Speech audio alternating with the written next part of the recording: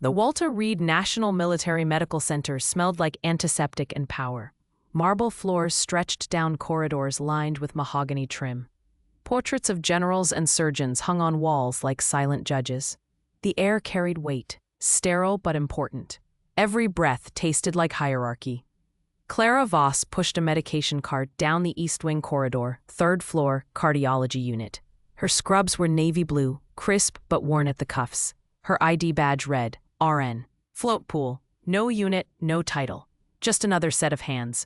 She moved with efficiency. No wasted motion. Eyes scanning charts, hands double-checking doses, ears tracking the rhythm of monitors behind every door. She was invisible. Excuse me. A voice behind her. Male, clipped, impatient. Clara stepped aside without turning. A white coat swept past. Dr. Marcus Harlan, chief of cardiology. His entourage trailed behind. 2 residents, a medical student, a physician assistant clutching an iPad. He didn't look at her. She didn't expect him to. The nurses' station buzzed with controlled chaos. Clara set the cart beside the med room and began restocking. Vials clicked into slots. Her fingers moved without hesitation. Midazolam, atropine, epinephrine, lidocaine, alphabetical, weight indexed, emergency ready. Still doing grunt work, Voss? The voice belonged to Lauren Tice, senior cardiology nurse, 20 years at Walter Reed. Sharp tongue, sharper nails. She leaned against the counter, coffee in hand, eyes lazy with superiority. Someone has to, Clara said quietly. True. Float pool exists for a reason. Lauren sipped her coffee and walked away, heels clicking on tile. Clara's jaw didn't tighten. Her hands didn't pause. She'd heard worse. An alarm sounded. Soft, insistent. Room 312. Clara glanced at the monitor wall, vitals dropping, heart rate erratic. She moved. Lauren was still at the desk, scrolling her phone. Another nurse, Kim, young and distracted, looked up but didn't rise. Clara slipped into room 312. The patient was 72, post-op day 3 from a coronary bypass. His monitor showed PVCs, premature ventricular contractions, irregularly irregular. His face was pale, lips tinged blue at the edges. Clara checked the IV line. Flushed, patent. She adjusted the bed angle. 30 degrees, not flat. She placed 2 fingers on his radial pulse. Weak, thready. She pressed the call button. Dr. Harlan to 312. No response. She reached for the crash cart positioned outside the door and rolled it inside.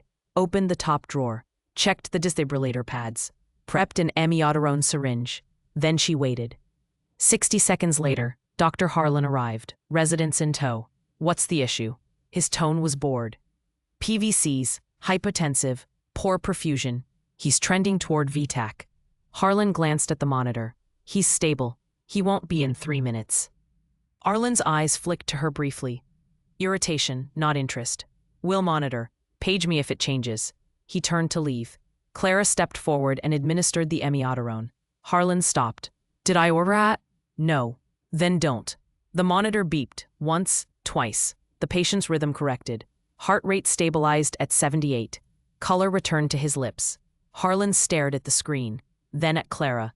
Lucky, he said, and walked out. Clara returned the cart to the hallway. Her hand brushed the edge of her scrub pocket. A small flat object inside. Smooth metal, warm from her body heat. She didn't pull it out. Not here, not ever. The afternoons stretched long and forgettable. Clara floated between units. Cardiology, post-op. T-op, step-down ICU. She checked vitals, drew blood, hung antibiotics, flushed lines. Tasks that required precision, but not recognition. She moved like water through the hospital, efficient, invisible, unnoticed. At 1500 hours, she took her break in the 4th-floor staff lounge. Empty, quiet, a single window overlooked the parking lot. She sat in the corner, back to the wall, and unwrapped a protein bar. Her phone buzzed. A news alert. President to undergo minor cardiac evaluation at Walter Reed. Routine, no cause for concern. Clara stared at the screen for 3 seconds, then deleted the notification. At 15:20, she returned to the floor. The East Wing was different now. Tighter, sharper. Secret Service agents stood at both ends of the corridor. Suits, earpieces, hands near their hips. Their eyes tracked her as she passed. She didn't react. She'd been watched by worse. The nurse's station was louder.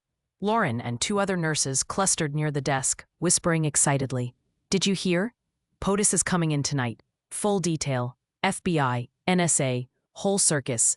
Clara logged into a computer and pulled up her patient list. 3 post-ops, 1 new admit, 2 discharges. Lauren noticed her. Guess they'll keep the float pool far away from the VIP wing. Clara didn't look up. Probably. Wouldn't want any accidents. Clara's fingers paused over the keyboard, just for a moment, then resumed typing. At 1700 hours, she was restocking the crash cart in the hallway when she heard it. A sound. Faint, metallic, rhythmic. Thwump, thwump, thwump. Helicopter rotors. Her hands stopped. Her breathing slowed.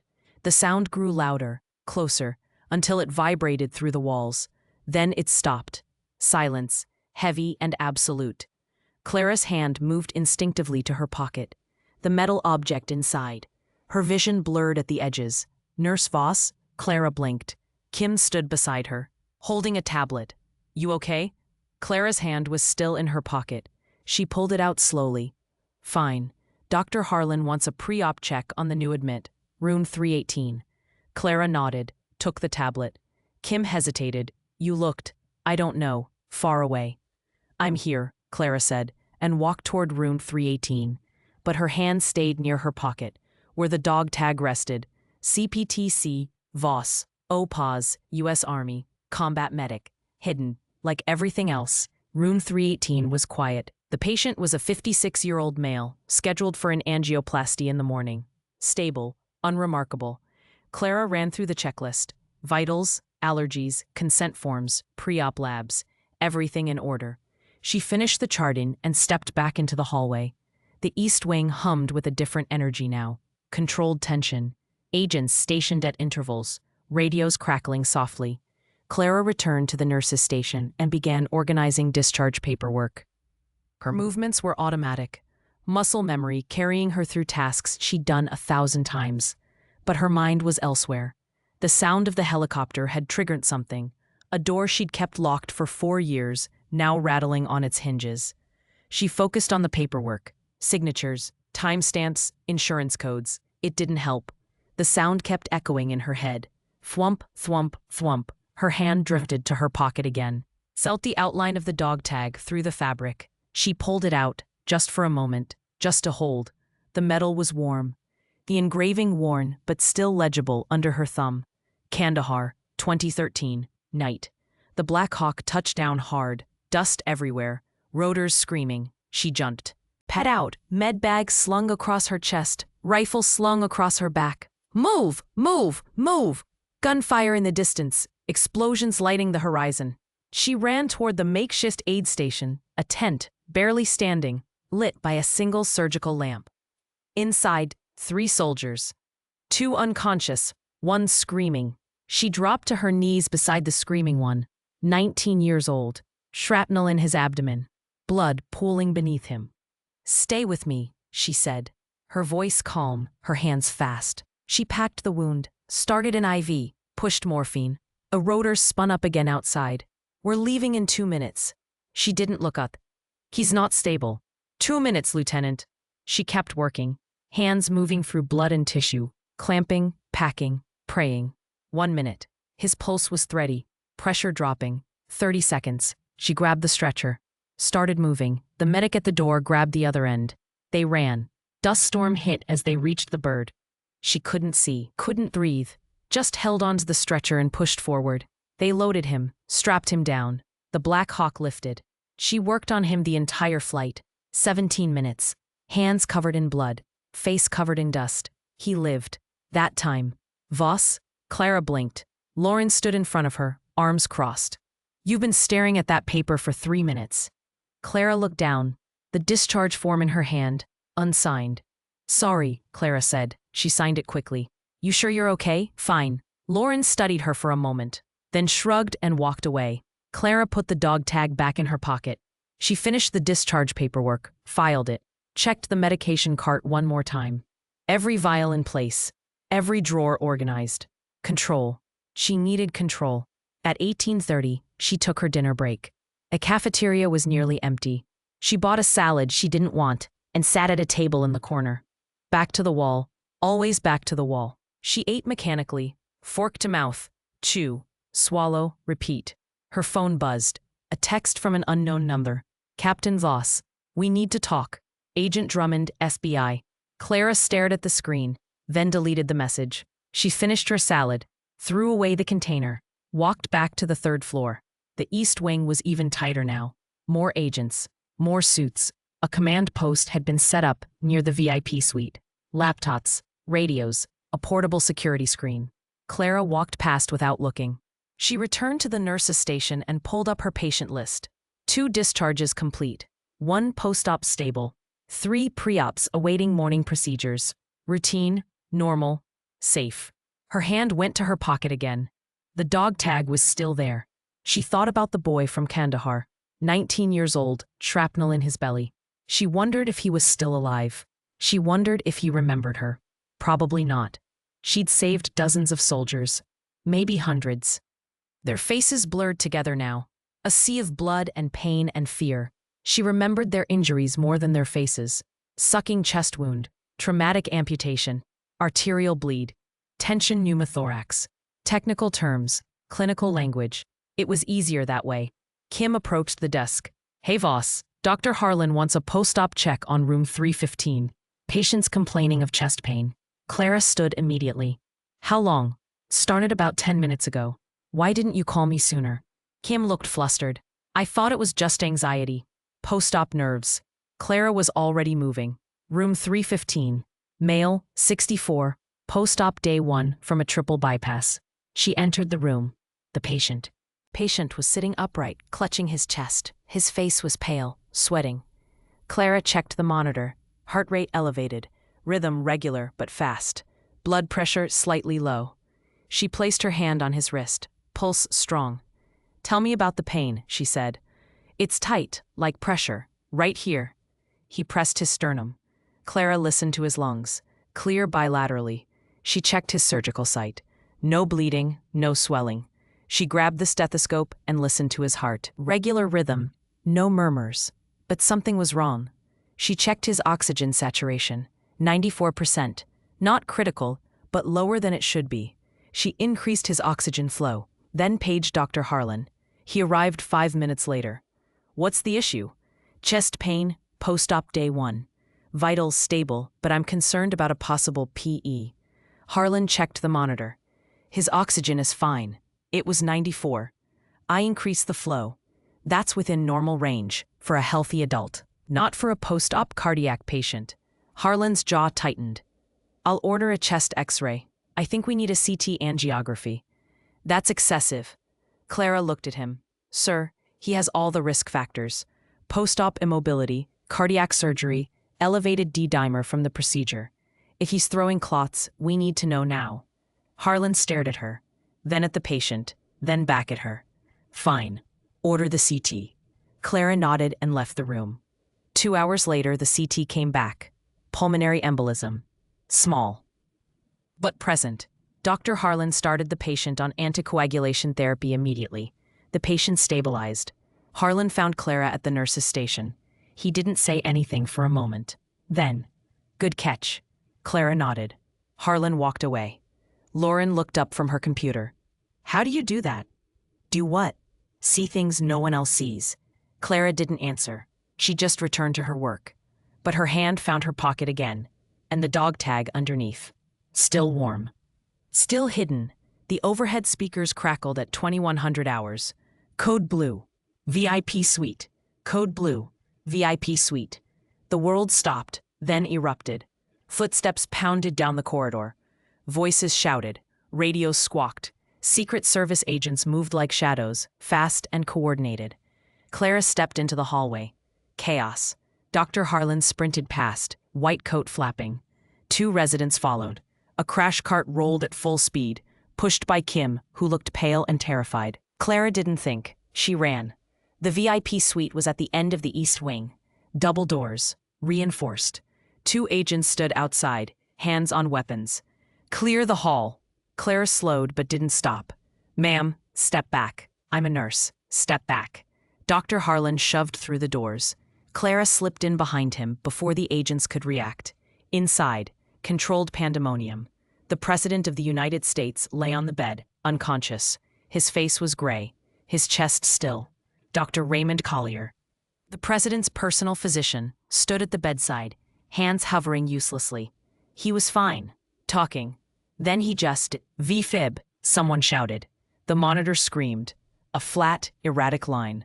Harlan moved to the bed. Start compressions. A resident climbed onto the bed and began CPR. Hard, fast, rib cracking. Clara scanned the room. Crash cart in the corner. Defibrillator charging. IV line in the President's left arm, running wide open. Bag of saline half empty. Her eyes locked on the IV bag. Something wrong.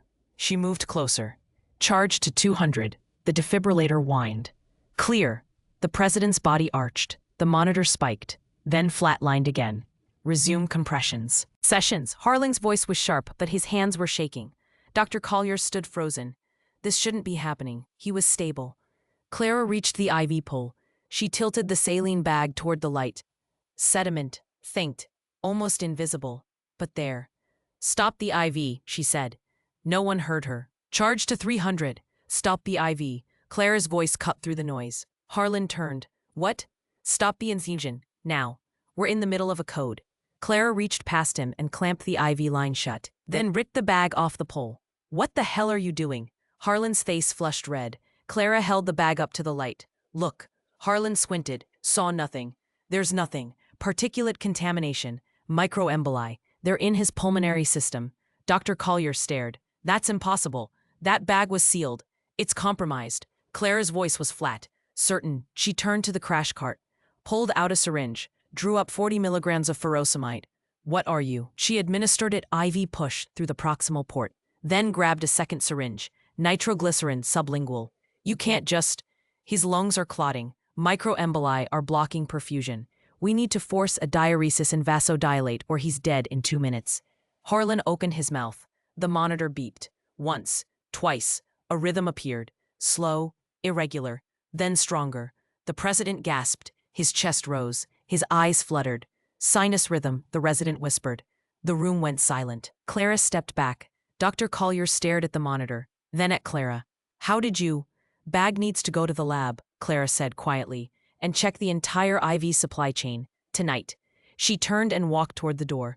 Behind her, Harlan's voice was barely audible. Who the hell is she? No one answered. Clara made it halfway down the corridor before the shaking started. Her hands first, then her arms, a cold tremor that spread from her fingertips to her shoulders. She pressed her back against the wall and breathed. In, 4 counts. Hold, 4 counts. Out, 4 counts. The protocol she'd learned a lifetime ago. The protocol that didn't always work. Footsteps approached. Heavy, deliberate. She opened her eyes. A man stood 10 feet away. 50s. Gray at the temples. Suit, no tie. His posture was too straight. His gaze too sharp. He wasn't Secret Service. He was something else. He stared at her for 5 seconds, then spoke. Captain Voss. The words hit like a punch. Clara's breath stopped. I'm sorry, she said quietly. You have the wrong person. The man stepped closer. Kandahar. Operation Enduring Freedom. 274th Forward Surgical Team. You were the trauma lead for 3 years. Clara's pulse hammered in her ears. I don't know what you're talking about. You saved 16 lives in a single night during the Helmand Offensive. Worked a double amputation and a tension pneumothorax simultaneously while under mortar fire. You're mistaken. You received a Bronze Star and a Purple Heart. You were promoted to captain at 28 because of that night. Clara's jaw tightened. I'm a float pool nurse. The man reached into his jacket. Clara's body tensed. He pulled out a phone, turned the screen toward her. A photo, desert, blood, a woman in ACUs, kneeling beside a stretcher, hands covered in red. Face calm and focused. Clara stared at the image, at herself. You disappeared after your discharge, the man said. Changed your name, moved 6 times in 4 years. Took a job at the one place no one would look twice at a nurse. Why are you here? Clara's voice was, as barely a whisper, because the president almost died tonight, and you're the only person in this building who saw it coming. I'm nobody. No, the man said quietly. You're exactly who we need. Behind them, the double doors opened. Dr. Collier stepped out, flanked by 2 Secret Service agents. His face was pale, his eyes haunted. He saw Clara, then the man. Agent Drummond, Collier said. We need to debrief. In a moment. Drummond's gaze didn't leave Clara. The president is asking for her. Clara's stomach dropped. No, he wants to thank you personally. I didn't do anything. You saved his life. I did my job. Captain, don't call me that. Clara's voice cracked. Silence. Agent Drummond studied her, then nodded slowly. All right, he said. But you need to understand something. The contaminated IV bag? It wasn't an accident. Clara's eyes widened. Someone tried to kill the president tonight, and you stopped them. The hallway filled with voices. Nurses, residents, security. Lauren appeared from around the corner, face flushed with excitement.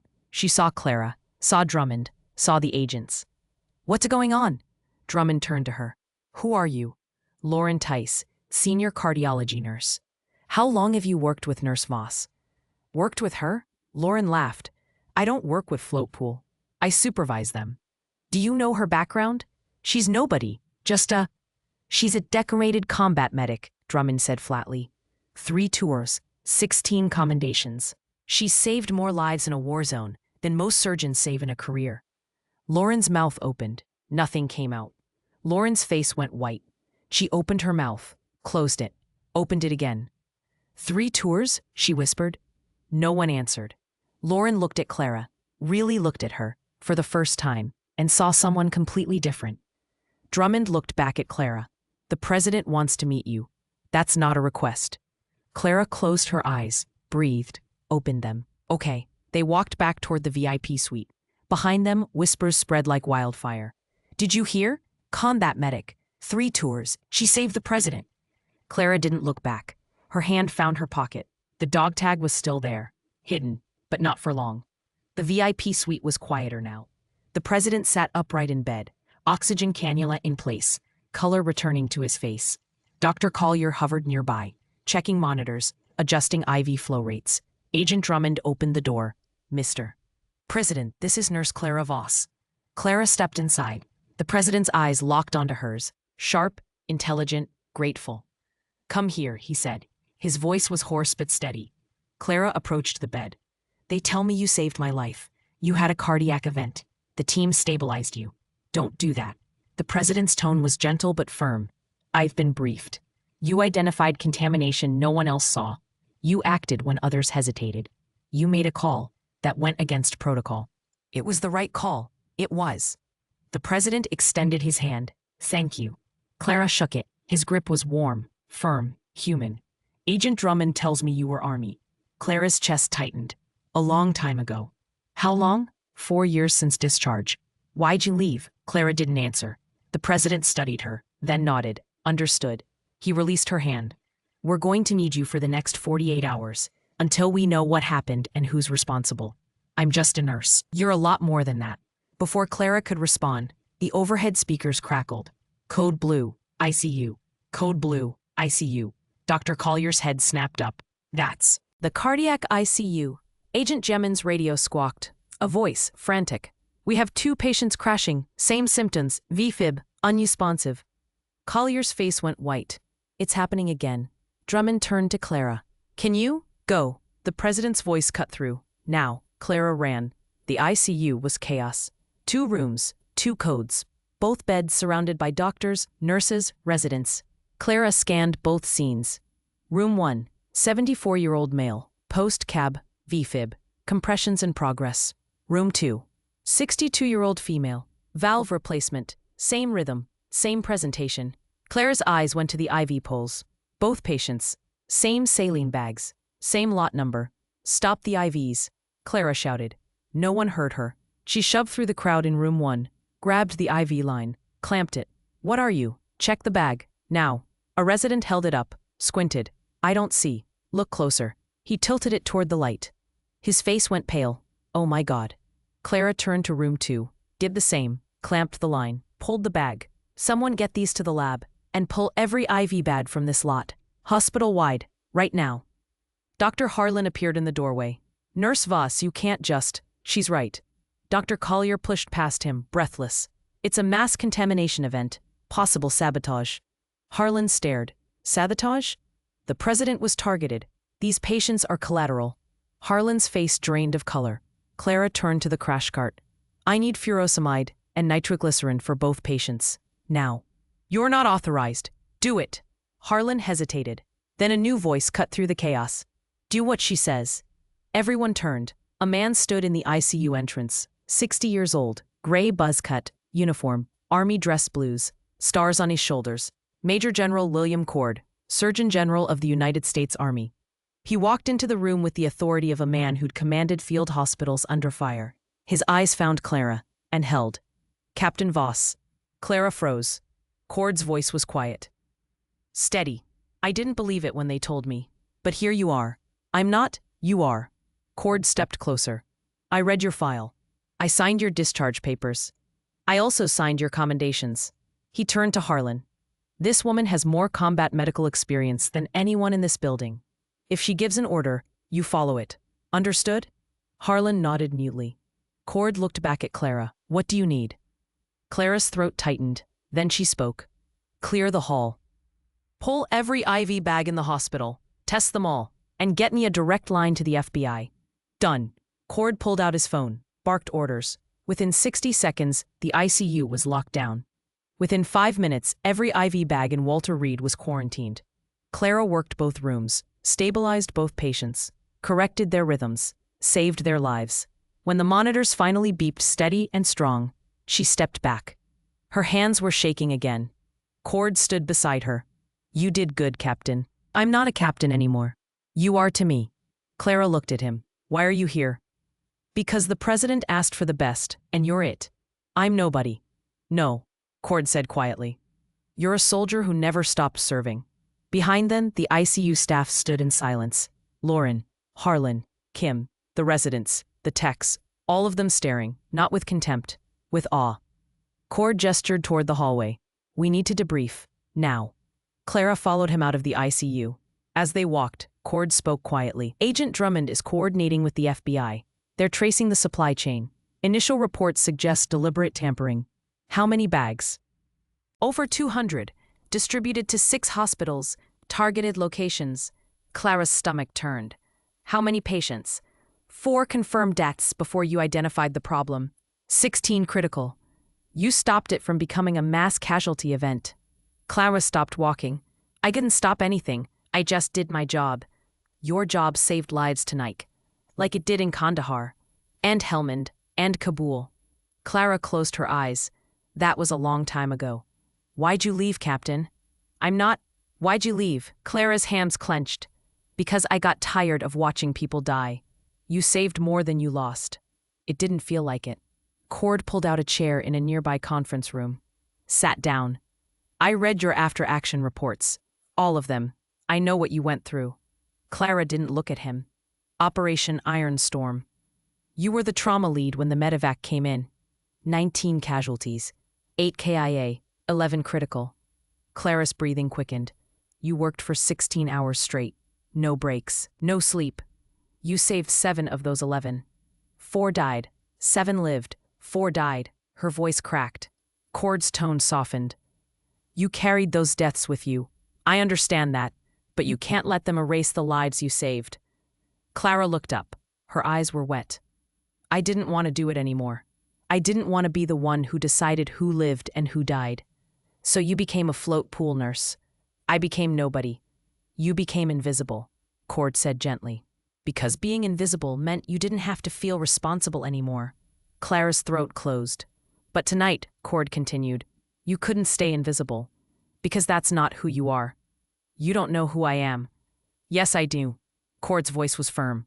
You're a soldier, a healer, someone who runs toward the fire when everyone else runs away.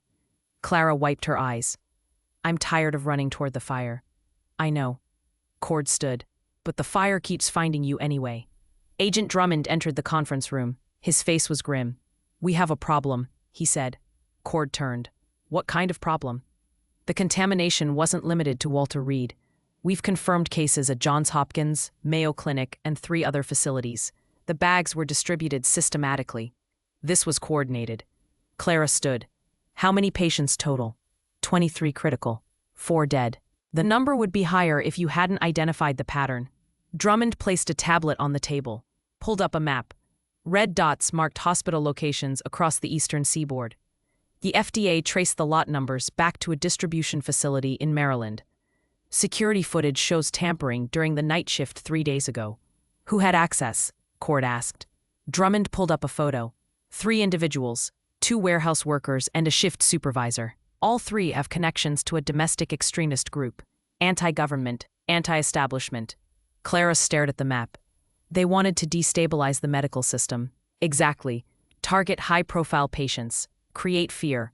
Undermine public trust in hospitals. Cord crossed his arms.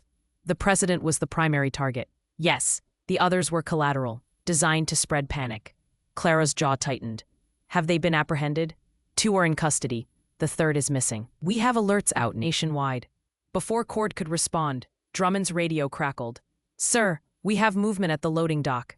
Unauthorized vehicle. Possible threat. Drummond's hand went to his weapon. Lock down the building. Now. He turned to Clara and Cord. Stay here. Then he was gone. The overhead speakers blared. Attention. Security alert.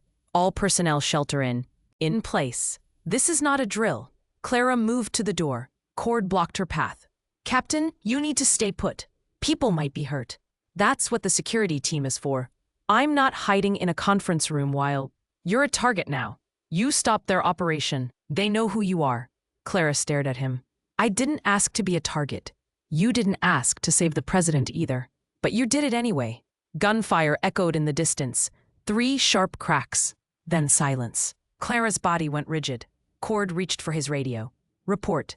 Static. Then a voice. Shooter down. 1 security officer wounded. Non-critical. Clara was already moving. Cord grabbed her arm. Captain. She pulled free. I'm a medic. That's what I do. She ran. The loading dock was controlled chaos when Clara arrived. FBI agents surrounded a white van. Its doors hung open. Inside, crates of IV bags. Hundreds of them. A man lay on the ground, face down, hands zip-tied behind his back. Blood pooled beneath him from a shoulder wound.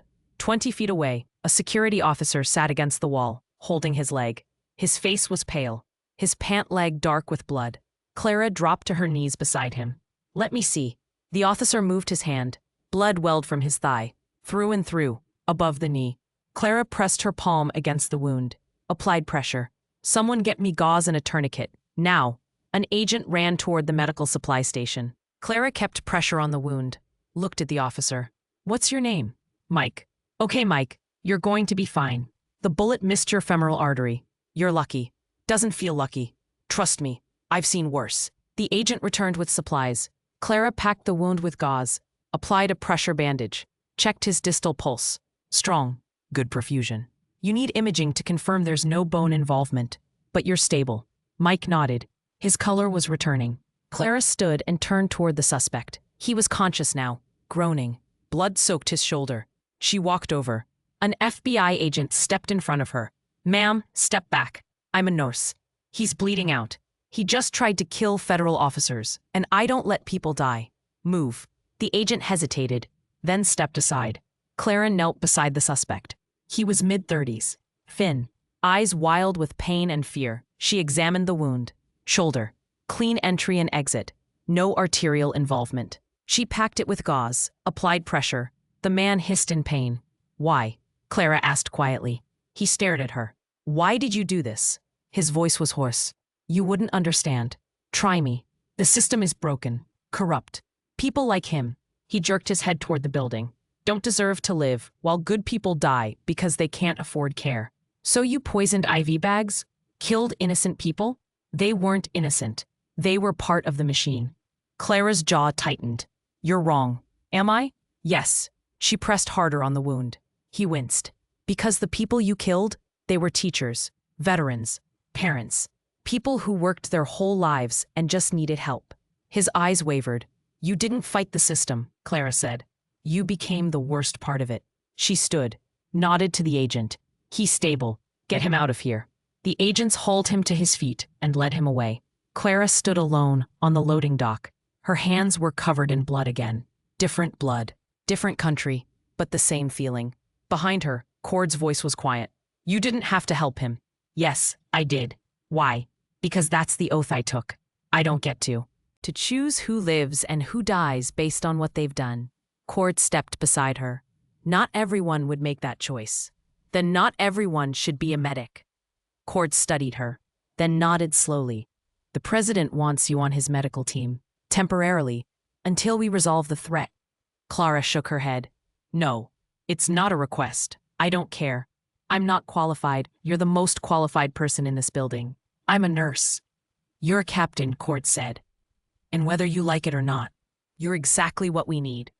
Clara looked at her hands, still covered in blood. I didn't come back to Walter Reed to be a soldier again. And why did you come? Because I wanted to help people quietly, without recognition, without risk. Cord's tone was sharp. You can't help people without risk. You know that better than anyone.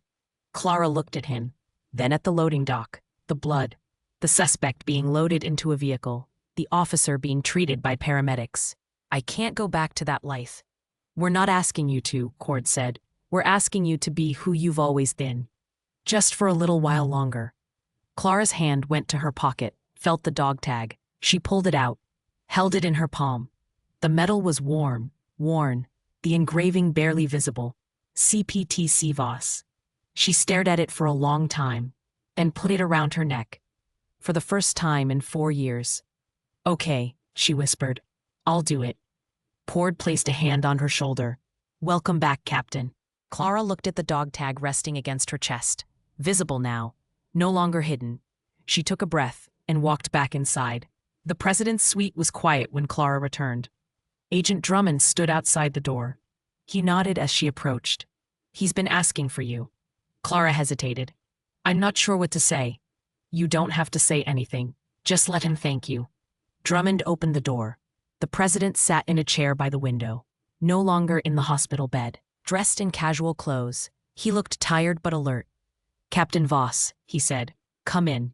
Clara stepped inside. The door closed behind her. Please, sit. Clara sat in the chair across from him. The president studied her face. They briefed me on what happened at the loading dock. You saved a security officer's life. And you treated the man who tried to kill me. Clara didn't respond. That takes a particular kind of courage, the president continued. Most people wouldn't have done that. It's not courage, it's training. No, it's character. Silence settled between them. The president leaned forward. I read your file, your full file. 3 tours in Afghanistan. 274th Forward Surgical Team. Bronze Star, Purple Heart. 16 commendations for valor under fire. Clara's chest tightened. You saved over 200 lives in combat zones. Performed emergency surgeries in conditions most doctors couldn't imagine. And you walked away from all of it 4 years ago. He paused. Why? Clara looked at her hands. Because I lost count. Of what? The dead. She looked up. Her eyes were dry but distant. I saved 200, but I lost 93. I remember every single one of them. The president's expression softened. Their names, their faces, what killed them. Clara's voice was quiet. After a while, the ones I saved didn't balance out the ones I lost. The weight just kept getting heavier. So you left. I ran. The president shook his head. No. You changed uniforms. You kept serving, just in a different way. I became invisible. You became human. The president's tone was gentle. You gave yourself permission.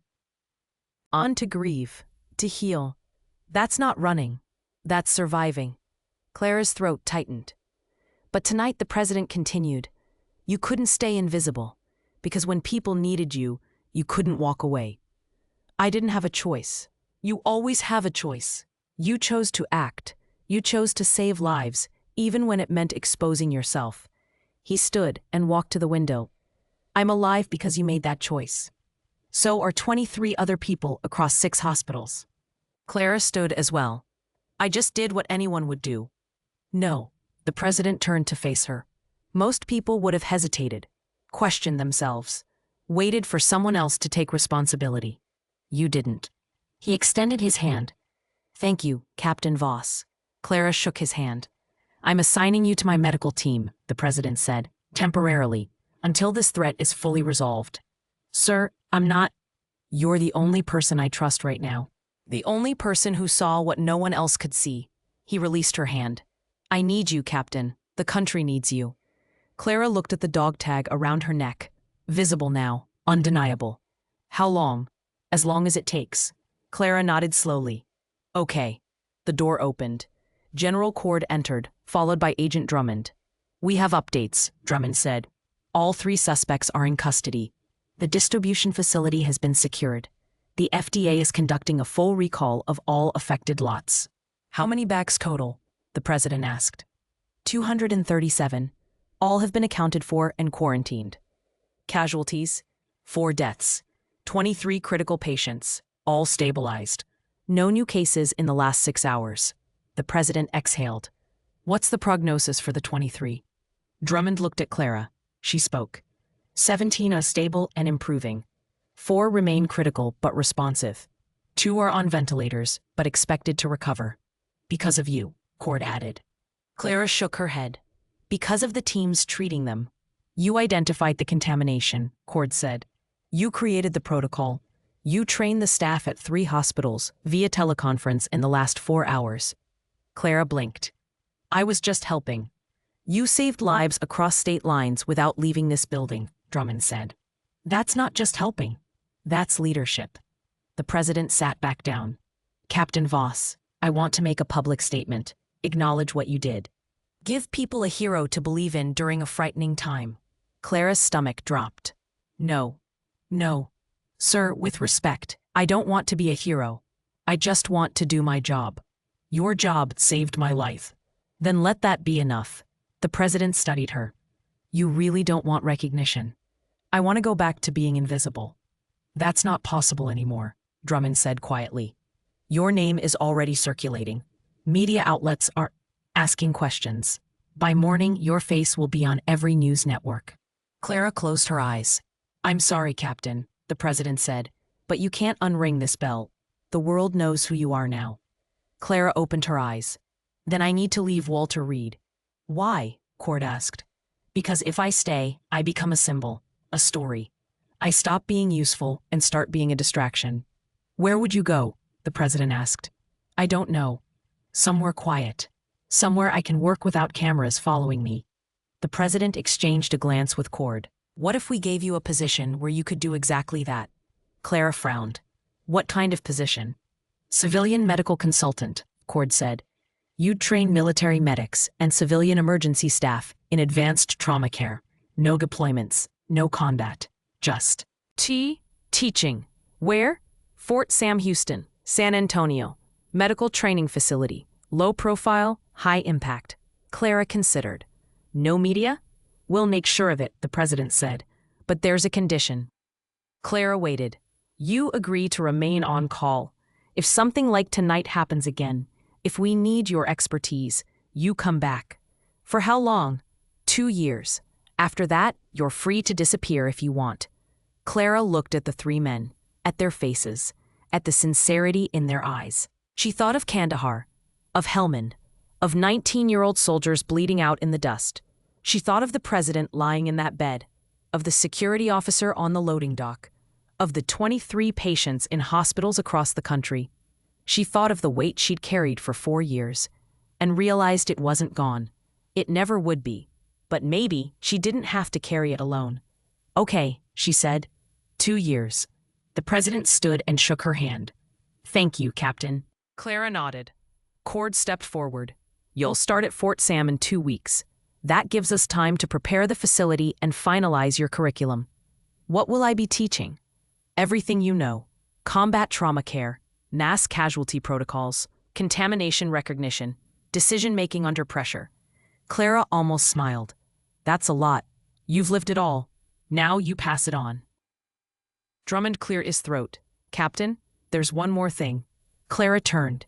Dr. Harlan wants to speak with you. Privately. Clara's jaw tightened. Why? He didn't say. But he's waiting outside. The president gestured toward the door. Go, we'll finish the paperwork. Clara walked into the hallway. Dr. Harlan stood near the nurse's station. His hands were in his pockets. His expression was unreadable. He saw her and walked over. Nurse Voss, he paused. Captain Voss. Clara waited. I owe you an apology. You already apologized. Not properly. Harlan's voice was quiet. I've been practicing medicine for 23 years. I thought I knew what competence looked like, what excellence looked like. He looked at her directly. I was wrong. You're the best clinician I've ever seen, and I treated you like you didn't matter. You didn't know my background. I should have. Harlan's tone was firm. A good doctor sees the patient. A great doctor sees the person. I didn't see you. He extended his hand. I'm sorry. Clara shook his hand. Thank you. Harlan nodded and walked away. Clara stood alone in the hallway. The dog tag rested against her chest, warm, visible. She touched it gently, then walked back toward the suite. There was still work to do. By morning, the world had changed. Clara's face appeared on every major news network. Her name became a headline. The quiet nurse who saved the president. The hidden war hero who stopped a domestic terror attack. She didn't watch the coverage. She stayed on the cardiology floor, finishing her shift. But everything was different now. Nurses who had ignored her stopped to shake her hand. Residents asked for her advice. Attendings nodded respectfully as she passed. Lauren found her at the nurses' station around 0800 hours. Clara, can we talk? Clara looked up from her charting. Sure. Lauren gestured toward the break room. Privately. They walked to the empty lounge. Lauren closed the door. She didn't sit. Just stood there, arms crossed. Eyes uncertain. I've worked here for 20 years, Lauren began. I thought I knew what competence looked like, what dedication looked like. She paused. I was wrong. You don't have to? Yes, I do. Lauren's voice cracked. Ed, you're the best nurse I've ever seen, and I treated you like garbage. You didn't know my background. I didn't ask. Lauren's eyes were wet. I just assumed. I looked at your badge and saw float pool and decided you didn't matter. Clara said nothing. But you do matter, Lauren continued. You matter more than anyone in this building, and I'm sorry. Clara stood and faced her. I appreciate that. Lauren wiped her eyes. For what it's worth, I'm going to do better. I'm going to see people. Really see them. That's all anyone can ask. Lauren extended her hand. Clara shook it. When they left the break room, Kim was waiting outside. Captain Voss, she said nervously. Can I ask you something? Of course. How did you know? About the contamination, about the PE yesterday. How do you see things no one else does? Clara considered the question. I look at everything, she said finally. Not just what I expect to see. I look at what doesn't fit, what's wrong. Kim nodded slowly. Can you teach me that? Clara almost smiled. I'm going to try. Over the next 3 days, Walter Reed transformed. The hospital implemented new protocols based on Clara's recommendations. Every IV bag inspected before use, double verification systems for all critical medications, enhanced training for contamination recognition. The changes were formalized as the Voss Protocol. A ceremony was scheduled to unveil the new standards. The hospital administrator invited Clara to speak. She declined, but she attended. The conference room was packed. Doctors, nurses, administrators, military brass. News cameras lined the back wall. The administrator stood at the podium. 3 days ago, this hospital faced an unprecedented threat. A coordinated attack designed to undermine public trust in our medical system and assassinate the President of the United States. He paused. That attack failed because of one person, Captain Clara Voss. Applause filled the room. Clara sat in the back, uncomfortable. Captain Voss identified a contamination pattern no one else saw, the administrator continued. She acted decisively under pressure. She saved the president's life and prevented a mass casualty event across 6 hospitals. He gestured toward Clara. Today, we honor her service by implementing the Voss Protocol, a set of safety standards that will protect patients nationwide. More applause. Captain Voss, would you like to say a few words? Clara stood slowly, walked to the podium. The room fell silent. She looked at the faces staring back at her, expectant, grateful, awed. She took a breath. I didn't do anything special, she said. I just paid attention.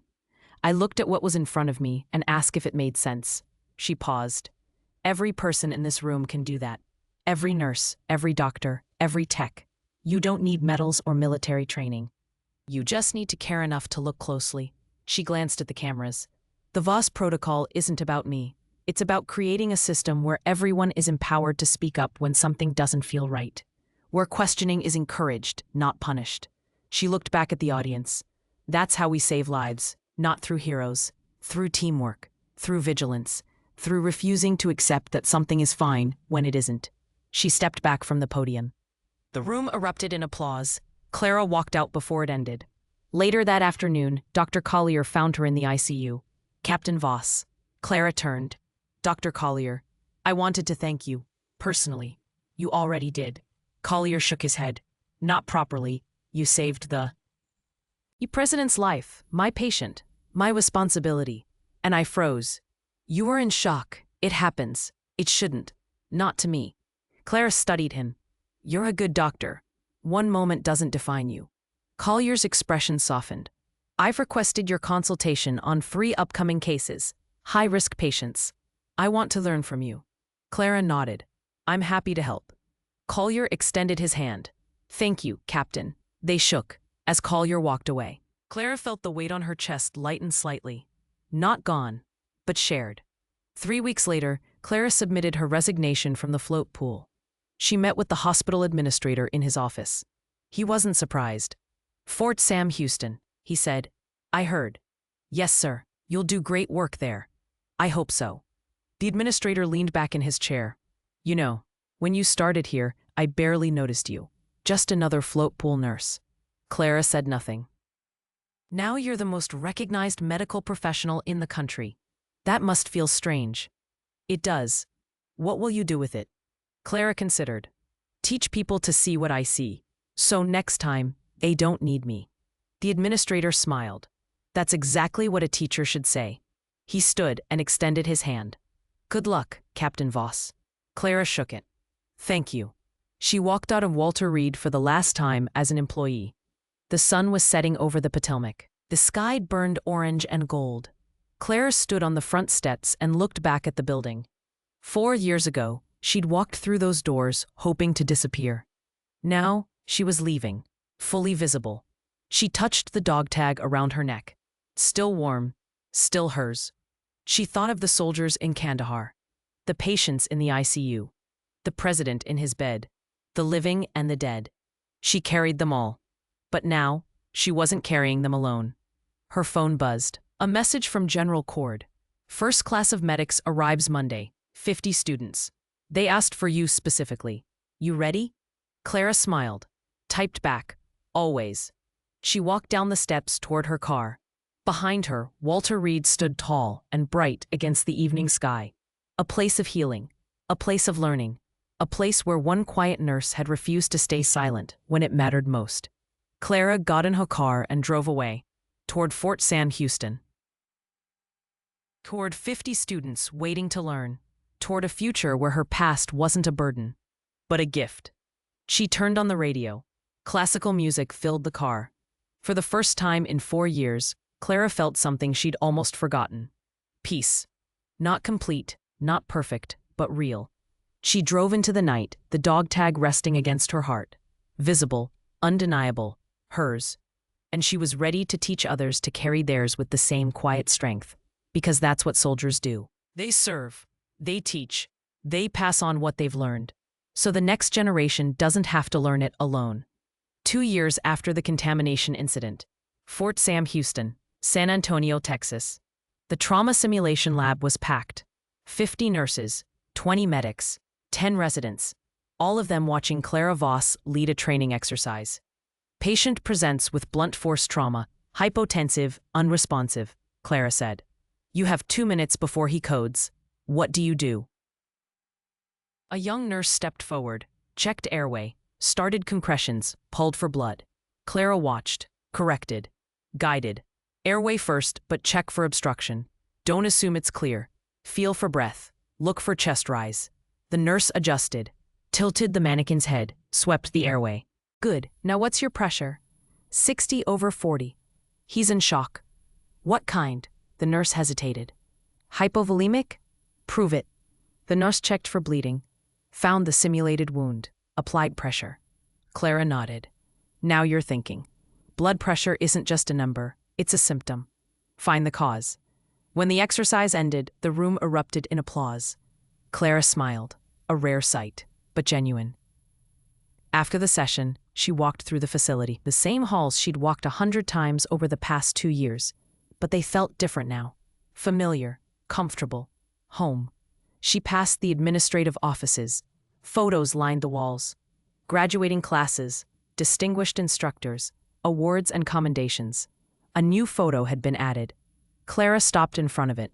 A plaque beneath read, Captain Clara Voss, combat medic, presidential lifesaver, teacher. She stared at it for a long moment, then kept walking. Outside, the Texas sun blazed overhead. Heat shimmered off the pavement. Clara walked toward the medical library. Inside, a group of students sat around a table, studying. They looked up when she entered. Captain Voss, one of them said. Can we ask you something? Of course. A young medic, barely 20, leaned forward. How do you deal with it? Losing patience? Clara pulled out a chair, sat down. You don't deal with it, she said quietly. You carry it. Every single one. The students exchanged glances. But Clara continued, you don't carry it alone. You share it with your team, with the people who understand, and you use it to make yourself better, sharper, more determined.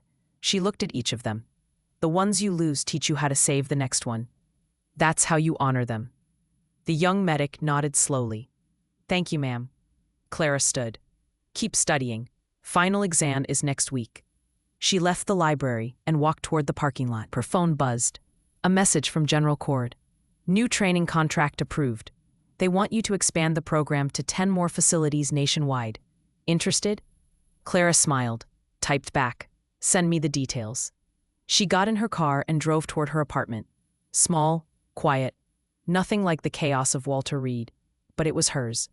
Inside, she changed out of her uniform, made tea, sat by the window and watched the sunset. The dog tag still hung around her neck. She wore it every day now, visible, undeniable. A reminder of who she was, who she'd always been. Her phone buzzed again. A message from Lauren. Just wanted to say thank you. Again. You changed the way I see nursing, the way I see people. I hope you're doing well. Clara typed back, I am. Thank you for reaching out. Another message appeared, this one from Kim. I got accepted into the nurse practitioner program. Because of you. Thank you for believing in me. Clara stared at the screen, then typed, you did the work. I just showed you the path. Proud of you. She set the phone down and looked out the window. The sky was orange and pink. The air was cooling. Somewhere in the distance, a helicopter passed overhead. The sound didn't trigger her anymore. It just reminded her of how far she'd come. The next morning, Clara stood in front of a new class. 50 faces, young, eager, nervous. She looked at them and saw herself. Years ago, terrified but determined. I'm Captain Clara Voss, she said, and I'm going to teach you how to save lives when everything is falling apart. The students leaned forward. You're going to learn trauma protocols, contamination recognition, mass casualty response, decision-making under pressure. She paused, but more than that, you're going to learn to see, really see, to notice what doesn't fit, to trust your instincts, to speak up when something feels wrong. She walked between the rows, because saving lives isn't about being the smartest person in the room. It's about being the most observant, the most persistent, the one who refuses to give up. She stopped at the front of the room. I've saved lives in war zones, in hospitals, unloading docks, and I've lost lives too. More than I can count. Her voice softened, but every single one taught me something, made me better, prepared me for the next moment when someone needed me. She looked at each student. That's what I'm going to give you. The tools, the knowledge, the confidence. So when your moment comes, you're ready. Silence filled the room. Then one student raised her hand. Captain Voss, how do you stay calm when everything is chaos? Clara considered the question. You don't stay calm, she said. You just act anyway. Fear doesn't stop. Doubt doesn't stop. But you move through it. You focus on the task, on the person in front of you, and you do what needs to be done. She smiled slightly. Courage isn't the absence of fear. It's action in spite of it. The student nodded. Clara continued the lesson. For 3 hours, she taught, demonstrated, corrected, encouraged. When the class ended, several students stayed behind to ask questions. Clara answered every one. Later that evening, she returned to her apartment, exhausted but satisfied. She made dinner, ate slowly, then sat by the window with a book. Her phone buzzed. A message from the president. Captain Voss, I hope this message finds you well. I wanted to thank you again for your service. The Voss protocol has been adopted by over 200 hospitals nationwide. Contamination incidents have dropped by 70%. You've saved countless lives. I hope you're proud of what you've accomplished. Clara read the message twice, then typed, Thank you, Mr. President. I'm just doing my job. She set the phone down and looked at the dog tag around her neck. CPT Voss. She thought of Kandahar, of Walter Reed, of the students she'd taught, the lives she'd saved, the ones she'd lost. She thought of the weight she carried. It was still there, but it felt lighter now, not because the dead weighed less, but because the living weighed more. Clara closed her book, stood, walked to the window. The night was clear, stars scattered across the sky like 1,000 distant fires. She touched the dog tag, still warm, still hers. I'm still here, she whispered, still fighting, still teaching. And somewhere, in hospitals and war zones and training facilities across the country, people were learning to see what she saw, to act when others hesitated, to save lives when everything was falling apart. Because that's what Clara Voss had taught them. Not through speeches or ceremonies, but through example, through refusal to quit, through quiet, relentless competence. She took a breath and smiled. Because some people aren't meant to be invisible. Some people are meant to be seen, to teach, to lead, to save lives, not because they want to, but because they can't stop. Clara turned away from the window. There was work to do tomorrow. There always was. And she was ready. Competence doesn't need applause. It just needs to show up. Every single time. And Clara Voss would keep showing up, for as long as people needed her. Because that's who she was. A soldier, a healer, a teacher.